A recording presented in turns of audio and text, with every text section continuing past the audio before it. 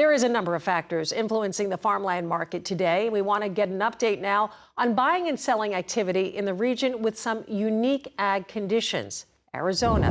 Broker and accredited appraiser Shawn Wood joins us now for more on this. Shawn, thank you for your time.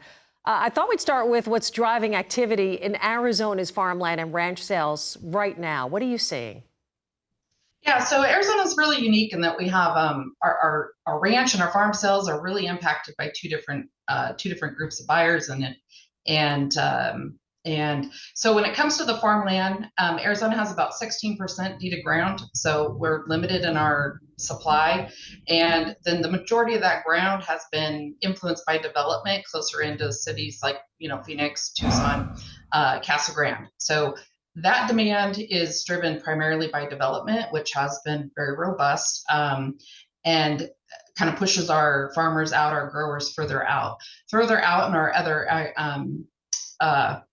basins, out where we have less development influence. Those sales are primarily driven by production. So we've had a few sales. We had 2-3 sales last year. Prices were pretty stable, activity stable. Primarily our buyers in the farmland market are either 1031 buyers that are selling and moving a little bit further out, or they are purchasing for kind of hedging for water, looking at water availability, and then also a few development farms. So we've seen, fortunately, I think the market stayed relatively stable with the pressures. Commodities haven't been great.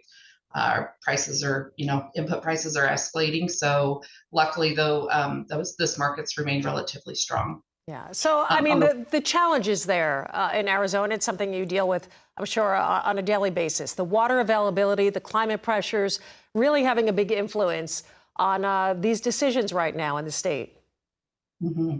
Yeah. One thing I want to share, I think with Arizona, we don't farm because we have to. We farm because it's the ideal place to farm. We have a number of microclimates around our state that are like the best in the world. Primarily Yuma, we grow 90% of the produce in the wintertime. So if you're eating a salad in New York, it probably came from Arizona.